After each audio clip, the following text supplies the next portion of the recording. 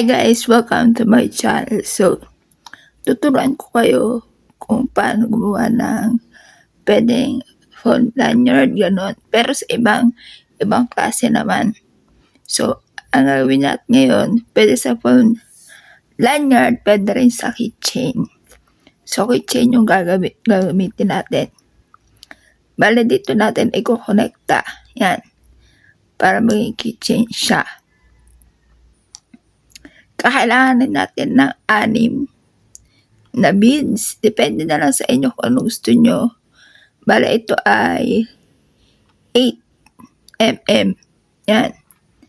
Etong beads naman nito, so 6 siya. Ito naman ay 4 na beads. Yan. Ito naman ay 6 ang size nito. Yan. Tapos, kakailangan din natin ng ribbon. Kung ano meron kayo dyan, pwede yun na. Yun. Bow, ribbon, o kung ano meron kayo maganda. Yan. Ganito kinuha kong kulay na ribbon. Kasi, pink yung mga beads natin. Yan. Tapos, kailangan natin ng 2 strand. Isang strand is rubberized at siya. Pag gagawa kayo, balan kayo mag-size kung anong size ang kakailangan nyo. Tapos yung strand na isa is ganito siya. Ay, ganito. Yan. Yung panggawa sa phone lanyard, yan. Kailangan ng gunting at karayom. Yan. Ganyan pala yung karayom na pang beads. So, hindi ko kayo mag-tutorial ng ganito. So, kasi mahirap ako mag-tutorial ng ganito. So, isang klase. Yes. So, yan. Ganito mag-tutorial. Okay. So, nakita nyo na yung mga materials natin. First, ang gagawin natin is kukunin natin itong rubberize. Yan. Depende sa inyo kung gaano yung kalaki ng beads nyo. Ito medyo hinabaan ko na siya. Yan.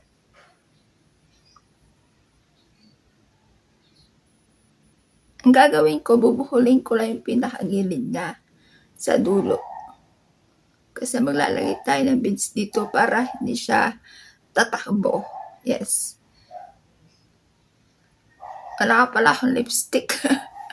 Kaligo ko lang. Yan. So, ilalagay natin yung ganito na beads. Yan. Mas maganda pa ito kung medyo mas malalaking beads ilalagay. Yun. Teka, ito yung nalilito ko sa sa butas. Yan, 6 na beads yung kailangan natin. So, meron na 1, 2, 3,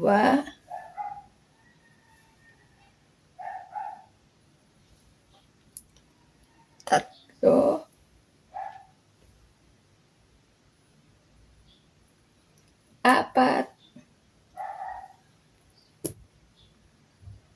Yan yung sinasabi ko, dumulas eh. Oo, dumulas.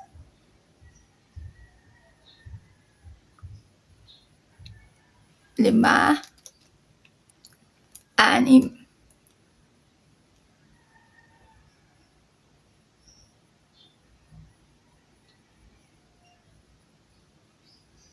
Yan. So, meron na tayo 6 na beads. Yan. Gagawin natin yan, bubuhulin natin. So, lakihan ko lang medyo yung ating rubberize. Ito yung gagamitin natin dito kasi ganyan itsura niya. Clear, di ba? Clear. Kasi pag yung white yung ginamit natin, kita-kita. Bubuhulin na natin. Bubuhulin nyo na siya. Yan.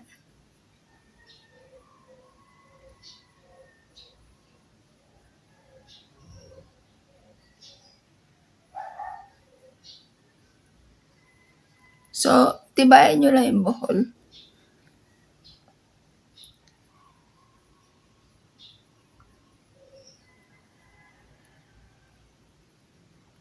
So, pag nag-bowl ako, marami talaga. Kasi, minsan, nag-ano siya, naalis yung buhol niya doon. Sa pa.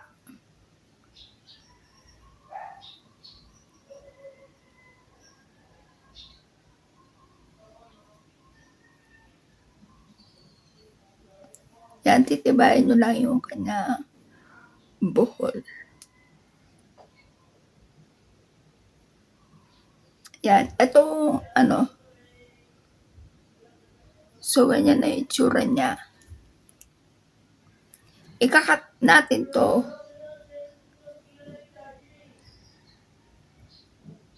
Ikat na natin ng gunting.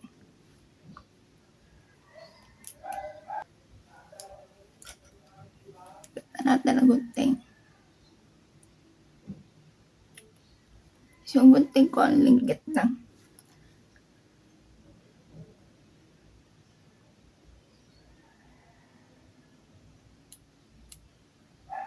Yan.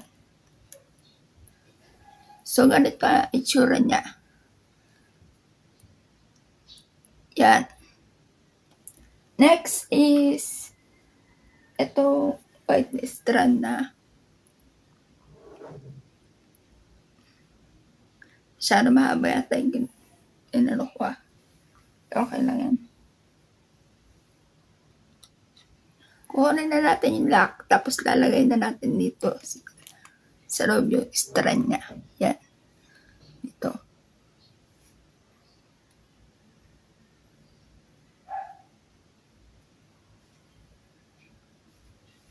So, pagpantayin nyo lang.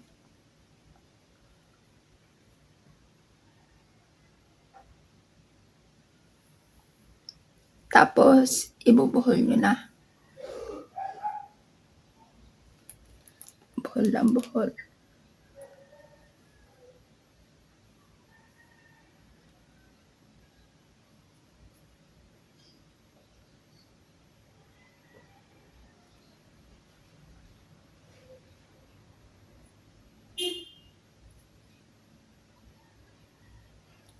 Yan. Nabuhol na siya. Meron din siya space. Pagkatapos, lalagay na natin yung ating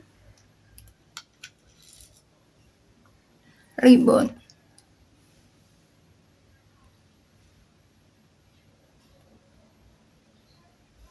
So, kakailanganin na natin dito na, na needle.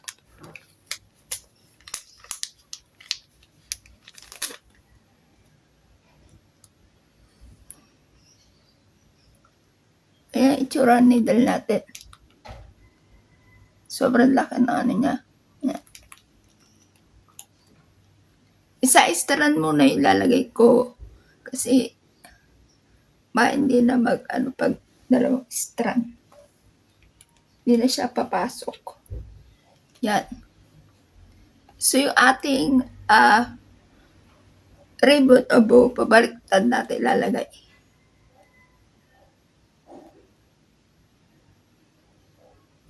Yan. Tapos yung isa naman,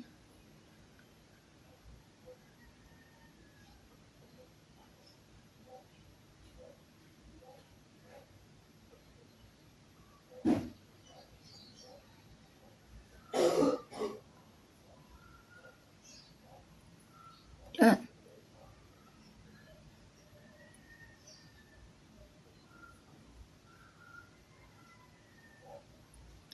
Yan ang kinagandahan na may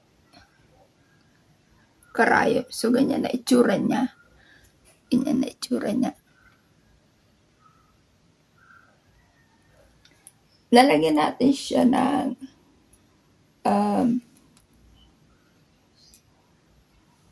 pink. Pero ibubuhol ko muna siya. Wait lang.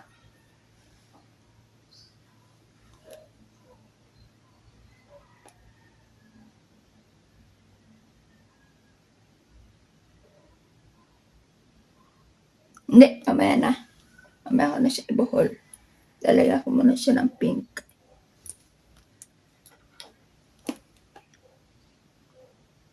Ganun ulit yung gagawin ko. Isa-isa strand lang muna.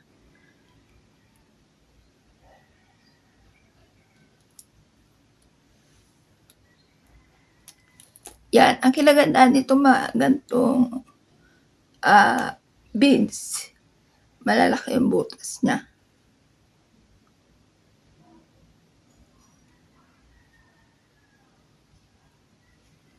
Yan. Sa kabila naman.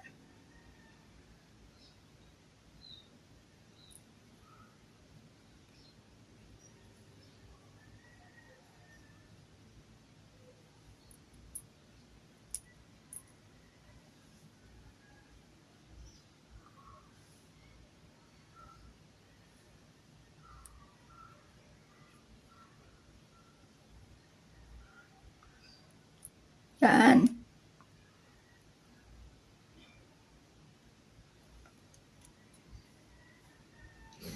Tapos,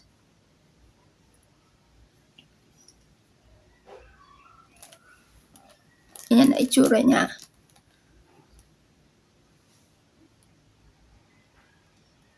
Ibubuhol natin siya na parang, style macrame. Yan, yung pag ganito.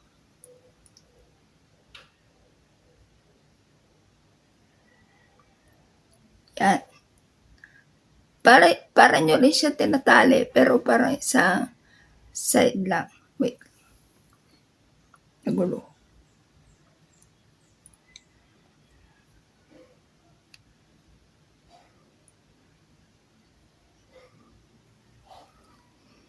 Ganyan.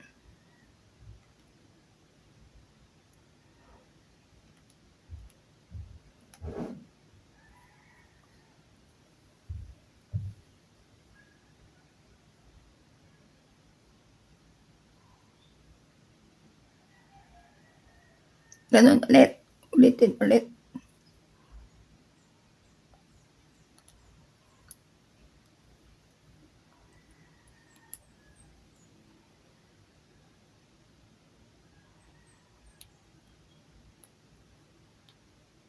Ibubuhol nyo siya, pero ganyan. Yan ang itsura niya.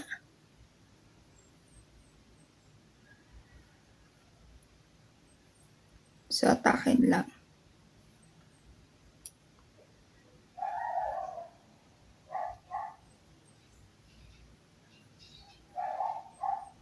So, ulitin pa natin. Kaya mahaba rin yung ginawa ko rito eh. Kasi ganito-ganito pag-buhol-buhol.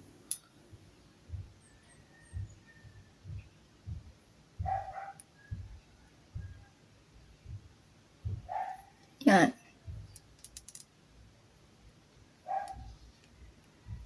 Yan yung itsura niya. Yan. Tapos isa pa.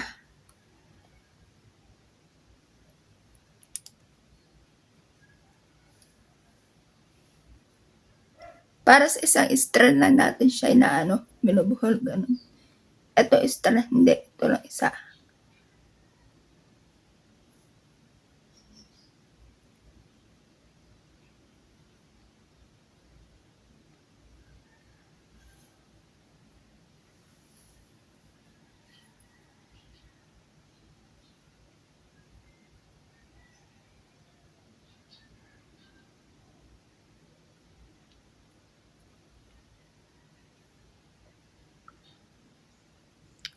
Yan. So, ganyan yung itsura niya.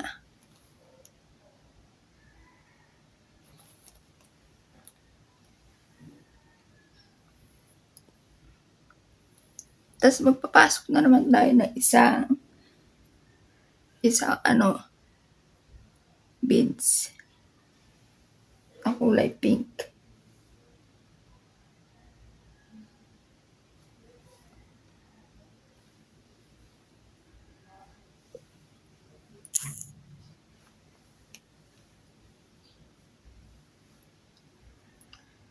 Isang beads lang.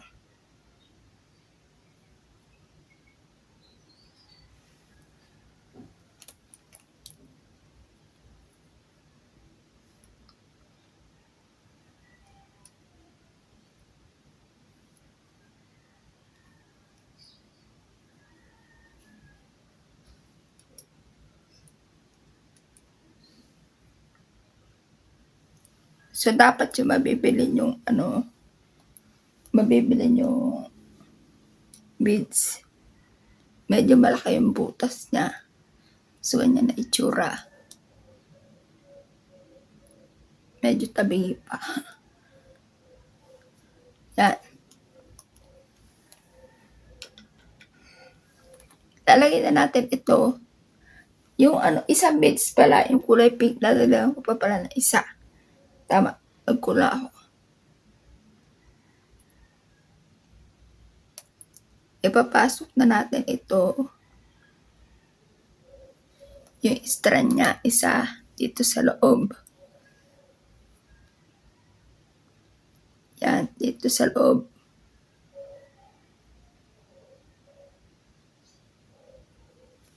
Ganyan. Ganyan. Tapos, kuha na naman tayo ng isang beads. So, sa isang strand, ang ginagawa ko sa isang strand, pinapasok ko yung karayom kasi hindi pwedeng dalawa. Hindi na siya kasi sa butas ng beads kapag dalawa. So, isa-isa lang. Yan. Yan.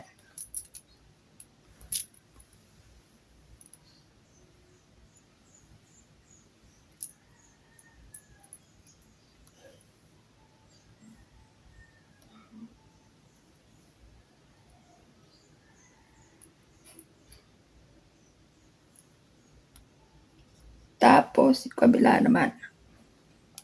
So, ito guys, itsura niya. Hindi ko pa pinasok yung isa. Ganito. Okay. Yan, ganyan yung itsura niya. Ngayon, napasok ko na isang strand dito sa beads. Ipapasok ko naman. Yan. Bala, ito yung pinapaka-lock niya. Ganon.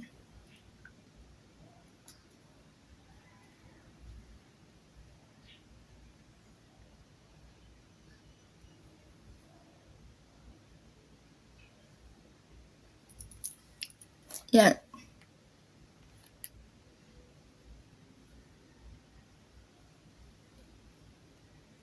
So, pag bumili kayo na beads, dapat yung butas na medyo malaki.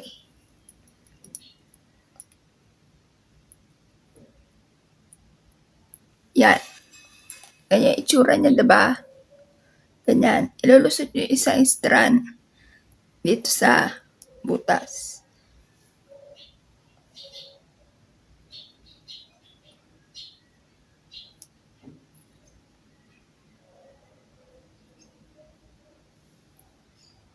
Yan.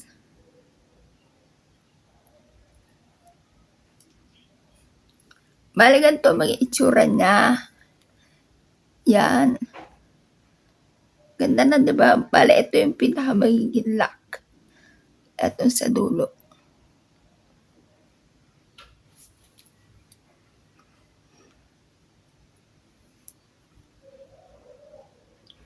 Gagawin natin dito sa dulo is yung katulad dito.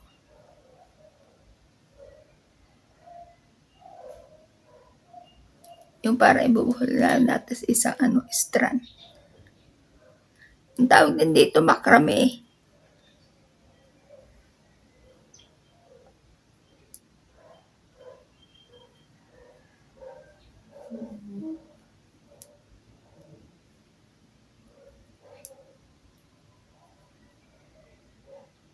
Hawakan nyo lang dito yung isa strand niya para ito isa yun ang nabubuhol.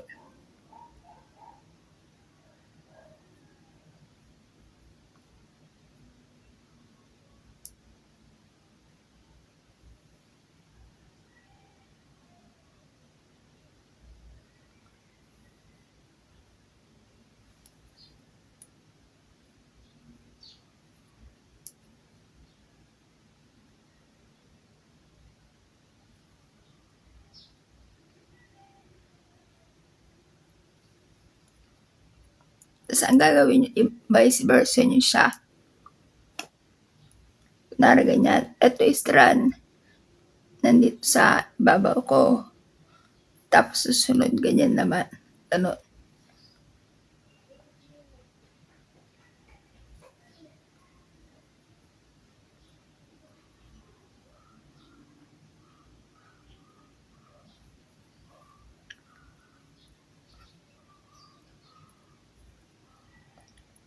Pag i-ano nyo siya,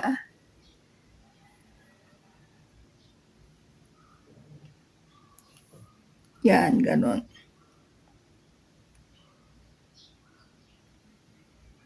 Tapos isa pa.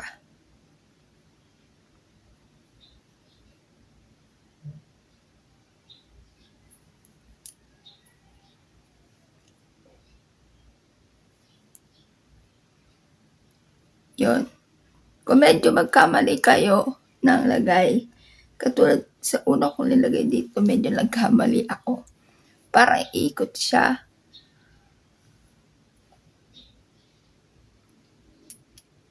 Ayusin natin.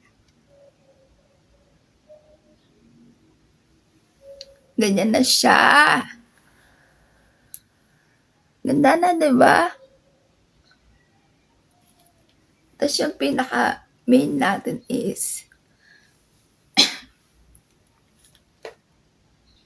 yung pinakahuli natin is lalagyan natin dito siya ng palawet. Ganyan.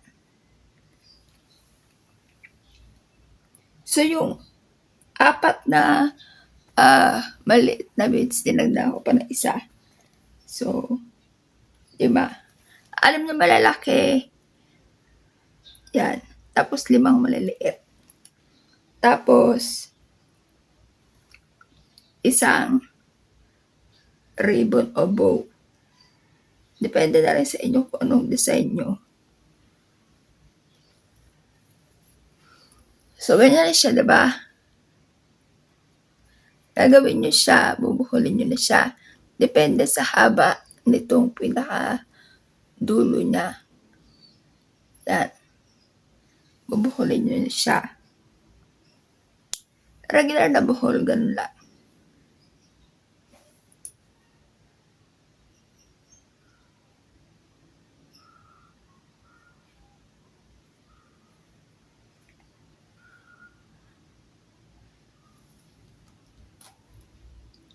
Ganyan.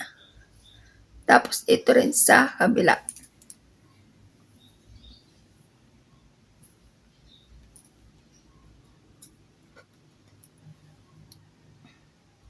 Tumakbo yung beads ko.